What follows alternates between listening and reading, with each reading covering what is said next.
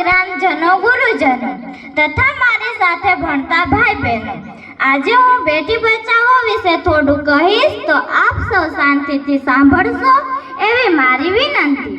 પિતાનો પારવાર પ્રેમ, માતાની મબલક મમતા ભેગા થઈ આકાશે ચડે અને વાદળ બંધાય, અને એ વાદળ જ્યારે અનરાધાર વરસે એનું નામ જ દીકરી. સાહિત્યકારો અને કવિઓએ દીકરીનું મહત્વ લખવામાં કોઈ જ કસર રાખી નથી. અનુપમ, અનન્ય, અજોડ ઉપમાઓ આપીને દીકરીને ઈશ્વરની અમૂલ્ય ભેટ ગણી છે.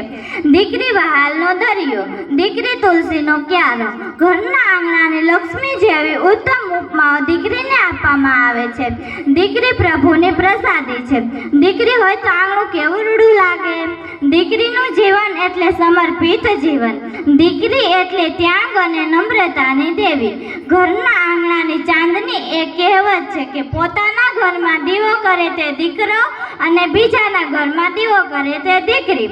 પૂજ્ય મોરારી બાપુએ કહ્યું હતું કે દીકરો બાપનો હાથ છે અને દીકરી બાપનું હૈયું છે.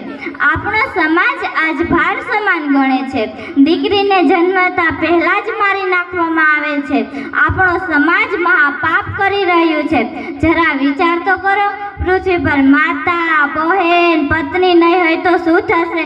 માટે આપણી સરકારે બેટી બચાવો ઝુંબેશ ચાલુ કરી છે. 8 માર્ચ આંતરરાષ્ટ્રીય મહિલા દિનની ઉજવણી થાય છે. નિરીક્ષરતા અને અજ્ઞાતાઓમાંથી નારીઓને સુધારવાનો યશ મહાત્મા ગાંધી અને રાજા રામમોહન રાયને જાય છે.